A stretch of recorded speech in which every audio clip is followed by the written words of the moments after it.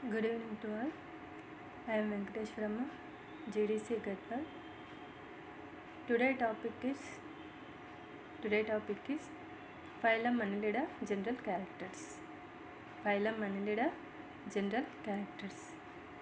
Annelida వర్గం యొక్క సాధారణ లక్షణాల గురించి మనం తెలుసుకుంటాం ఈరోజు. Annelida వర్గం యొక్క సాధారణ లక్షణాలు. In Annelida phylum, there are important characters are occur. First time scientist Cuvier 1798 is found in Annelida phylum. Is founded in phylum Annelida.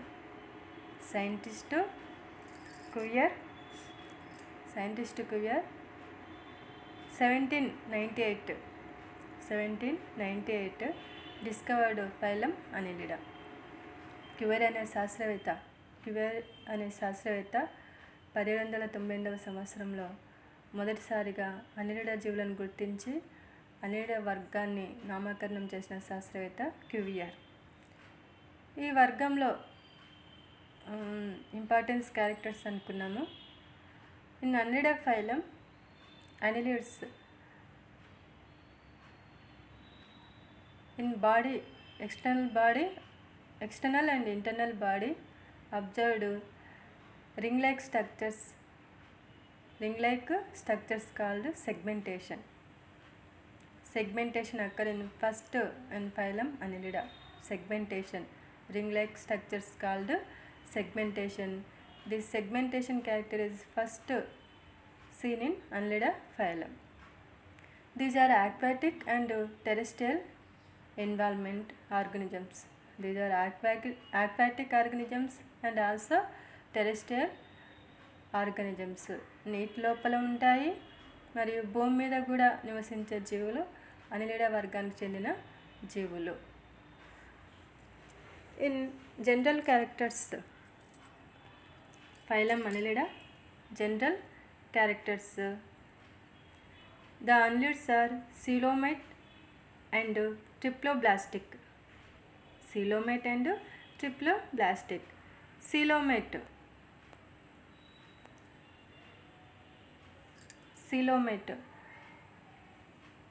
2 layers between gap is called coelom. Between two layers gap is called coelom. Ectoderm and endoderm or endoderm mesoderm like gap is called coelom. And triploblastic animals body is 3 layers are occurred in annelids. Their body 3 layers are occur: ectoderm, endoderm and mesoderm.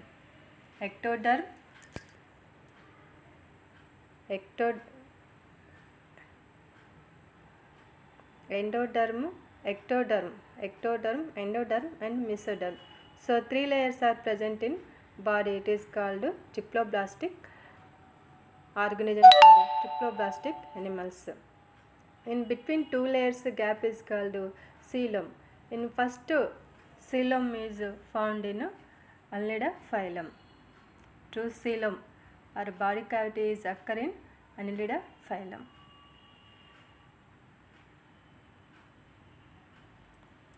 So first general character annelids. The annelids are coelomate and triploblastic organisms. They exhibit organ level organization.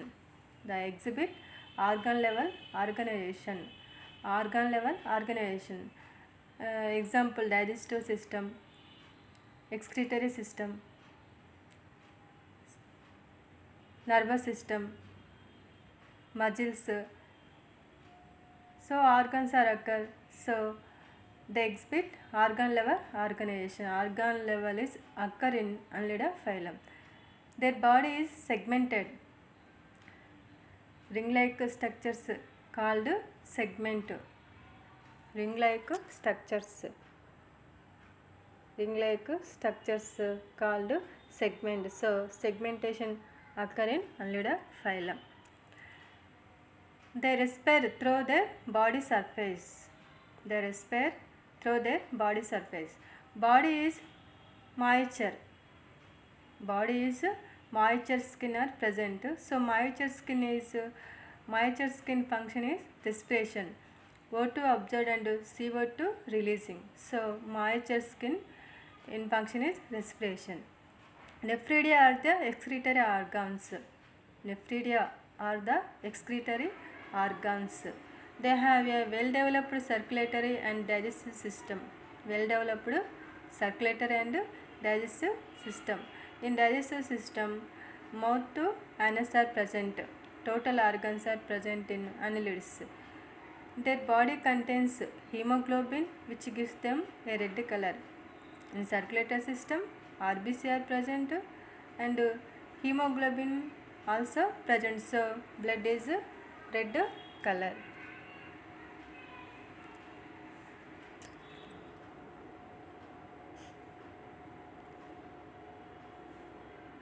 Regeneration is very common characteristic of annelids. Regeneration is very common character of the annelids.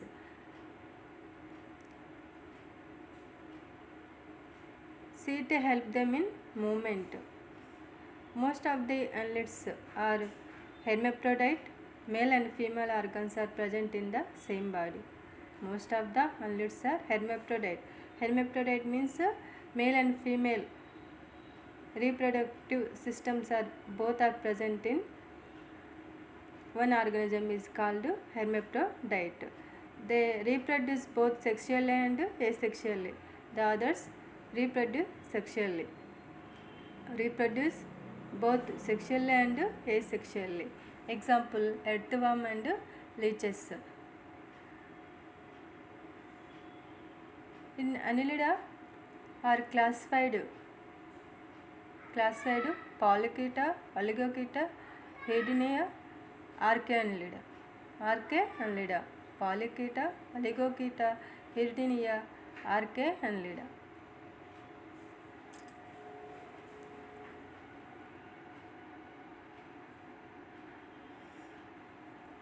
Next మనము అన్లిడా వర్గం యొక్క సాధారణ లక్షణాలను పరిశీలించినట్లయితే మొట్టమొదటిగా 1798వ సంవత్సరం లోపల క్యువేర్ అనే శాస్త్రవేత్త ఈ వర్గపు జీవులను గుర్తించి అన్లిడా అనే వర్గ నామకరణం చేసింది క్యువేర్ అనే శాస్త్రవేత్త.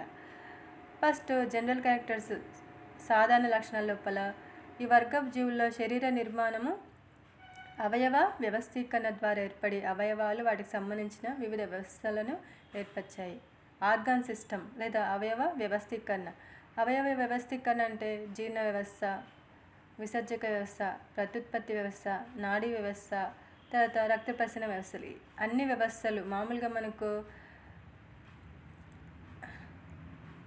కణాల సంఖ్య పెరిగి కణజాలం ఏర్పడి కణజాలాలతో అవయవ వ్యవస్థ ఏర్పడము. ఈ వ్యవస్థలు పూర్తి భాగాలను కలిగి ఉండడం. ఉదాహరణకు జీర్ణ వ్యవస్థ లోపల నోటితో మొదలై పైవుతో అంతమవడం. ఈ విధంగా ఆర్గాన్ వ్యవస్థ లేదా అవయవ వ్యవస్థ పూర్తిగా అభివృద్ధి చెందిన జీవులు ఏవంటే అన్లిడా వర్గానికి చెందిన జీవులు. కాబట్టి అవయవ వ్యవస్థీకరణ పూర్తిగా ఏర్పడిన జీవులు అన్లిడా జీవులు. త్రిస్తరిత జీవులు. వీటి శరీరం లోపల 3 స్తరాలు ఉంటాయి: బహిత్వచం, అంతత్వచం, మధ్యత్వచం. త్రిస్తరిత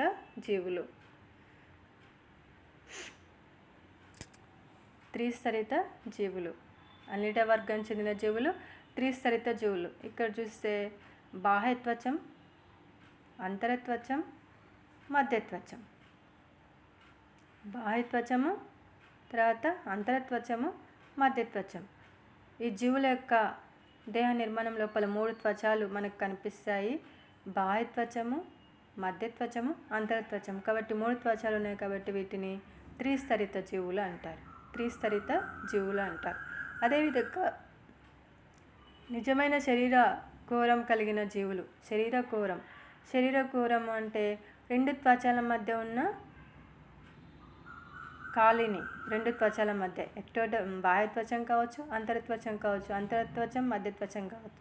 ఈ 2 త్వచాల మధ్య ఉన్న కాలిని మనము శరీరకోరం అంటారు. రెండు త్వచల మధ్య ఉన్న కాలిని మనము శరీరకోరం అంటారు. అటువంటి శరీరకోరం కూడా మనము అన్లిడ జీవుల లోపల చూడవచ్చు. త్రిస్తరిత జీవులు బాహ్యత్వచము, మధ్యత్వచము, అంతర్త్వచం ఉంటుంది. రెండు త్వచల మధ్య ఉన్న ఖాళీ ప్రదేశాన్ని మనము శరీరకోరం అంటారు. అటువంటి శరీరకోరం కలిగిన జీవులు కూడా, నిజమైన శరీరకోరం కలిగిన జీవులు కూడా అన్లిడ జీవులు.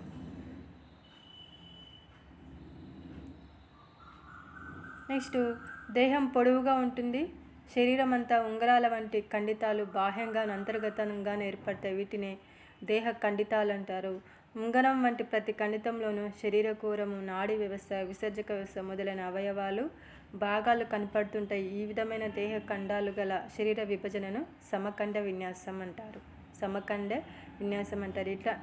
ఇలాంటి శరీర విభజన పద్ధతికి దేహ ఖండీభవనం అని పేరు. ఖండితాల మధ్య గల అడ్డు పొరలకు ఖండితాంతర విభాజకాలని పేరు. మనము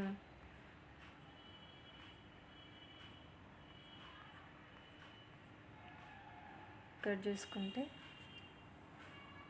వానపామును చూసుకుంటే, వానపాము మొత్తం కూడా మనం పరిశీలిస్తే దేహం పైన కావచ్చు, బాహ్యత్వచంలో కావచ్చు, అంతర్గతంగా కావచ్చు, బహిర్గతంగాను అంతర్గతంగాను ఉంగరాల వంటి నిర్మాణాలు ఉంటాయి. దేహం మొత్తం కూడా ఉంగరాల వంటి నిర్మాణాలు ఉంటాయి. వీటిని ఖండితాలు అంటారు. బాహ్యంగాను అంతర్గతంగాను దేహం మొత్తం కూడా ఉంగరాల వంటి నిర్మాణాలు ఉంటాయి. వీటిని ఖండితాలు అంటారు. ఈ ఖండితాలు దేహం మొత్తం కూడా చూడవచ్చు.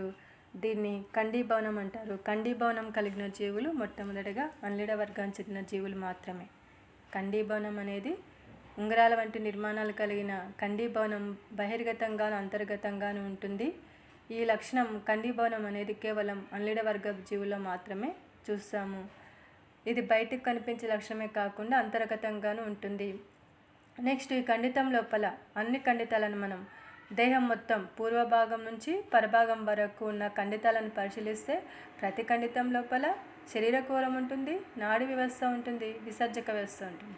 శరీరకోరం ఉంటుంది, నాడీ వ్యవస్థ, విసర్జక వ్యవస్థ, ఇంకా మిగిలిన అవయవాలు కూడా ఖండితాల లోపల మనకు ఉంటాయి. జీర్ణ వ్యవస్థకు సంబంధించిన భాగాలు కావచ్చు, క్లైటెల్లం కావచ్చు, ఖండితాల లోపల ఉంటాయి. కానీ ప్రతి ఖండితంలో ఉండేది శరీరకోరము, విసర్జక వ్యవస్థ, నాడీ వ్యవస్థకు చెందిన భాగాలు. కాబట్టి ఇటువంటి ఖండీభవనం మనము అన్లిడ జీవుల లోపల చూడవచ్చు. నెక్స్ట్, ప్రతి ఖండితానికి ఇంకో ఖండితానికి మధ్య దూరము అన్ని ఖండితాల మధ్య దూరం సమానంగా ఉంటుంది. కాబట్టి దీన్ని సమఖండ విన్యాసం అంటాం. అన్ని ఖండితాల మధ్య దూరము సమానంగా ఉంటుంది కాబట్టి సమఖండ విన్యాసాన్ని ఈ జీవులు, అన్లిడ వర్గం చెందిన జీవులు ప్రదర్శిస్తాయి.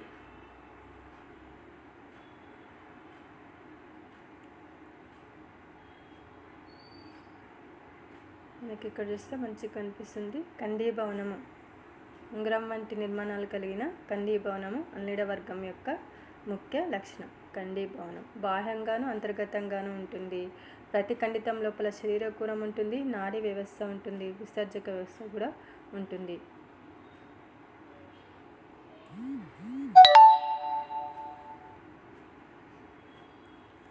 నెక్స్ట్, ఈ జంతువులు శరీరాల ద్విపార్శ్వ సౌష్ఠవాన్ని ప్రదర్శిస్తాయి. ద్విపార్శ్వ సౌష్ఠవం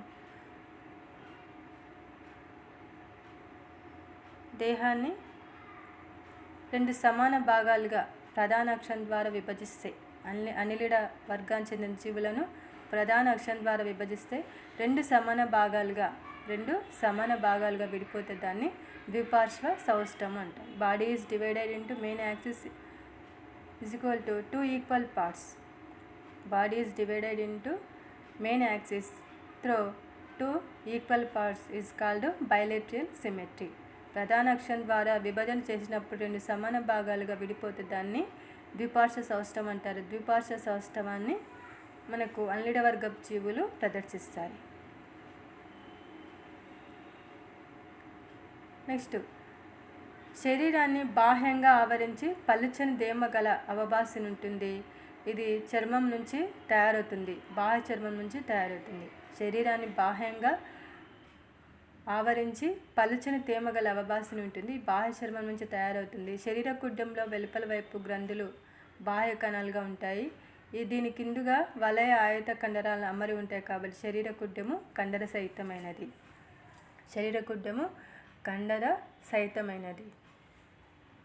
మనం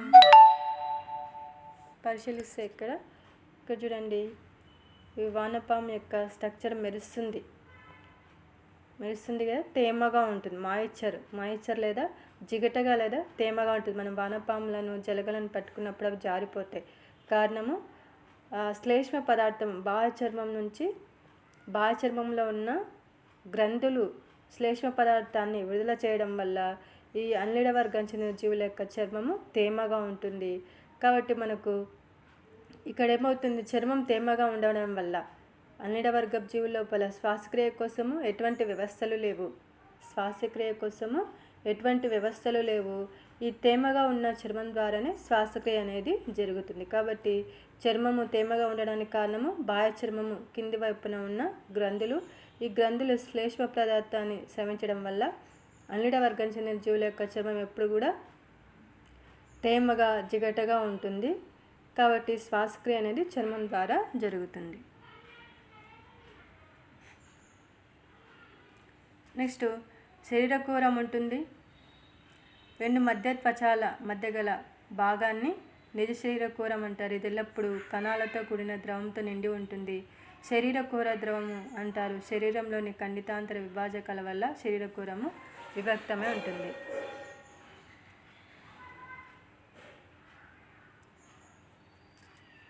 మనం ఇక్కడ చూస్తే చూడండి, శీలోం అంటే శరీరకూరం. శీలోం అంటే శరీరకూరము. రెండు త్వచాల మధ్య ఉన్న ఖాళీ భాగాన్ని మనము శరీరకూరం అంటారు. రెండు త్వచాల మధ్య బాహ్య త్వచము అంతర్త్వచం కావచ్చు, అంతర్త్వచము మధ్య త్వచం కావచ్చు. రెండు త్వచాల మధ్య ఉన్న ఈ భాగాన్ని మనము శీలం లేదా శరీరకూరం అంటారు. ఈ శరీరకూరం ఖాళీ ఉండకుండా శరీర కుహర ద్రవంతో నిండి ఉంటుంది, ద్రవ పదార్థంతో నిండి ఉంటుంది. రెండు త్వచాల మధ్య ఉన్న భాగము ద్రవ పదార్థంతో నిండి ఉంటుంది. దాన్ని శరీరకూర ద్రవం అంటారు. నిజమైన శరీరకూరం మనము అన్లిడ జీవుల లోపల చూడవచ్చు. కాబట్టి రెండు త్వచాల మధ్య ఉన్న ఈ ఖాళీ ప్రదేశాన్ని మనము శరీరకూరం లేదా శీలం అంటాం. శీలం లేదా శరీరకూరము మనము అన్లిడ జీవుల లోపల చూడవచ్చు.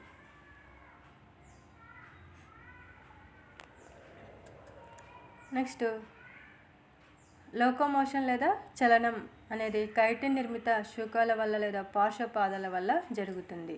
మనకు అన్లిడ వర్గం చెందిన జీవుల లోపల చలనం లేదా లోకోమోషన్ అనేది ఏ విధంగా జరుగుతుందంటే శూకాలు లేదా పార్శ్వపాదాలు.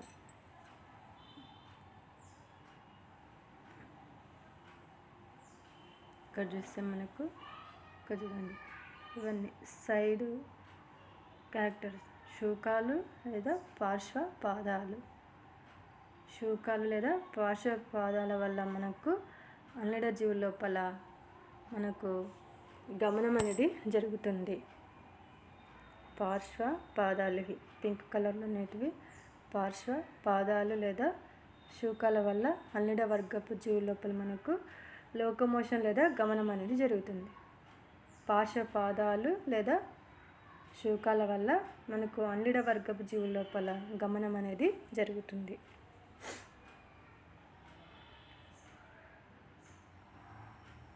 నెక్స్ట్ శరీరం పొడవునా సాగిన ఆహార నాళం ఉంటుంది. వీటిలో కణబాహ్య జీర్ణక్రియ జరుగుతుంది. శరీరం పొడవునా సాగిన ఆహార నాళం ఉంటుంది.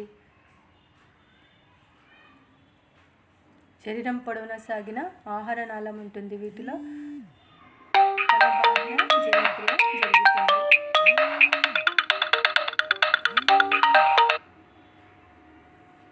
కణబాహ్య జీర్ణక్రియ జరుగుతుంది.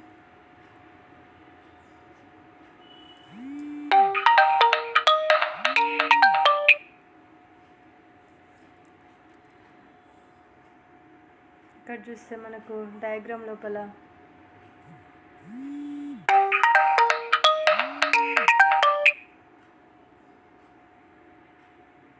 మౌత్ నోరు, తర్వాత ఫార్నిక్స్ గ్రసని, తర్వాత ఊసోఫాగస్ ఆహార వాహిక, తర్వాత ఇంటెస్టైన్ ప్రేగు. ఇవి జీర్ణ వ్యవస్థకు సంబంధించిన భాగాలు. నోరు, గ్రసని, ఫార్నిక్స్ గ్రసని, నోరు, తర్వాత గ్రసని ఆహార వాహిక, తర్వాత ప్రేగు వంటి నిర్మాణాలు మనము వానపాముల యొక్క జీర్ణ వ్యవస్థ లోపల చూడవచ్చు.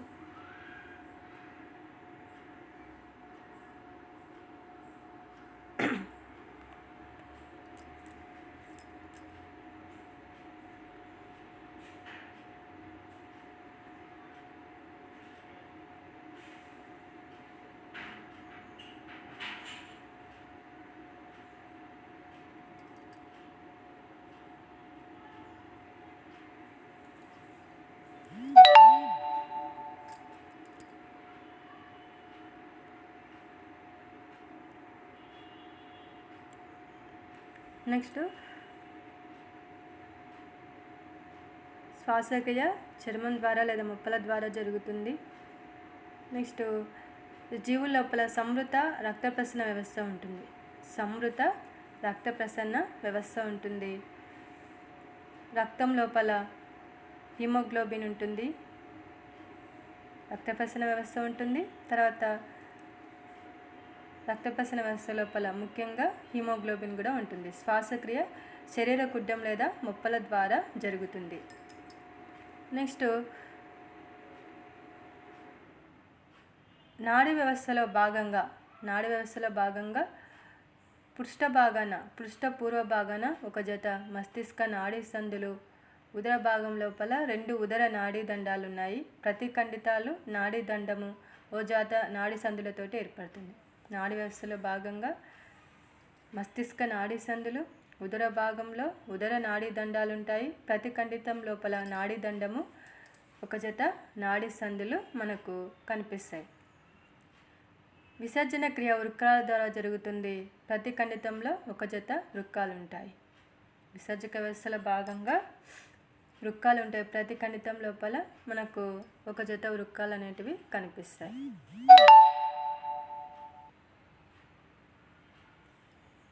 ఇక్కడ చూసుకుంటే మనం సర్క్యులేటరీ సిస్టమ్, రక్త ప్రసరణ వ్యవస్థ లోపల సంవృత రక్త ప్రసరణ వ్యవస్థ, రక్తము రక్తనాళాల లోపల ప్రవహిస్తుంది. రక్తము రక్తనాళాల లోపల ప్రవహిస్తుంది కాబట్టి ఇది సంవృత రక్త ప్రసరణ వ్యవస్థ. ఇక్కడ మనకు డార్సల్, ఇక్కడ వెంట్రల్ వెసిల్స్, పృష్ఠ రక్తనాళాలు, ఉదర రక్తనాళాలు, పృష్ఠ రక్తనాళాలు, ఉదర రక్తనాళాలు అనేటివి ఉండి రక్తాన్ని తీసుకుపోవడం, గ్రహించడం, తర్వాత విడుదల చేయడము జరుగుతుంది. నెక్స్ట్ మనకు నాడీ వ్యవస్థ చూసుకుంటే పూర్వ భాగాన మనకి సెరిబ్రల్ గ్యాంగ్లియా అంటే మస్తిష్క నాడీ సందులు ఉంటాయి పూర్వ భాగాన. అదేవిధంగా ప్రతి ఖండితం లోపల నాడీ సంధి ఉండి నాడులు బయలుదేరుతాయి. ప్రతి ఖండితం లోపల ఒక జత నాడులు బయలుదేరుతాయి. మస్తిష్క నాడీ సందులు దేహం యొక్క పూర్వ భాగాన ఉండడం మనము గమనిస్తాం.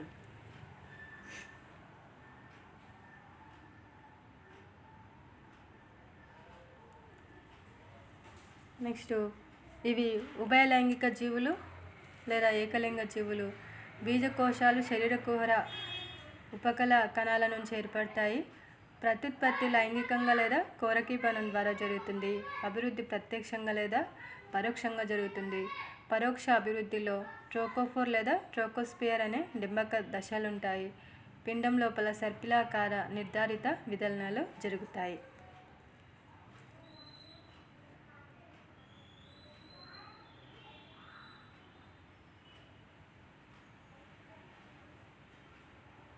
విసర్జక వ్యవస్థలో భాగంగా నెఫ్రీడియా, ఇక్కడ వృక్క కణాలు ప్రతి ఖండితం లోపల మనము పరిశీలించవచ్చు. నెక్స్ట్ ప్రత్యుత్పత్తి వ్యవస్థలో భాగంగా ఇవి హెర్మెప్టోడైట్స్ అంటే ఉభయలైంగిక జీవులు. అంటే స్త్రీ పురుష ప్రత్యుత్పత్తి వ్యవస్థలు ఒకే జీవి లోపల ఉంటాయి. స్త్రీ పురుష ప్రత్యుత్పత్తి వ్యవస్థలు ఒకే జీవిలో ఉంటే అటువంటి జీవులను ఉభయలైంగిక జీవులని అంటారు. కానీ ఉభయలైంగిక జీవులు అనేప్పటికీ సెల్ఫ్ ఫర్టిలైజేషన్ లేదా ఆత్మ సంపర్కం జరగకుండా ఫలదీకరణం జరుగుతుంది. అంటే ఒక జీవి యొక్క అండకణాలు ఇంకొక జీవి యొక్క శుక్రకణాలతో కలిసి ఫలదీకరణం జరుగుతుంది కాబట్టి దాన్ని ఫలదీకరణం అంటాము. ఈ ప్రత్యుత్పత్తి సమయం లోపల మనకి ఇక్కడ రెండు వానపాములు పెనవేసుకోవడం వల్ల సంపర్కం అనేది జరుగుతుంది. శుక్ర గుళికలు శ్రీజీవి యొక్క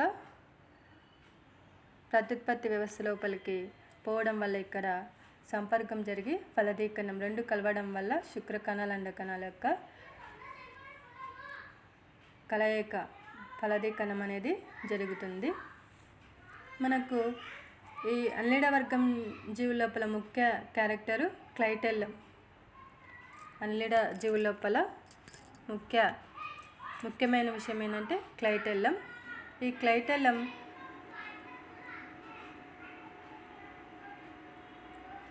రెండు జీవులు సంపర్కం సమయం లోపల ఒకదానికొకటి పైన వేసుకొని ప్రత్యుత్పత్తి నిర్వర్తించడం జరుగుతుంది.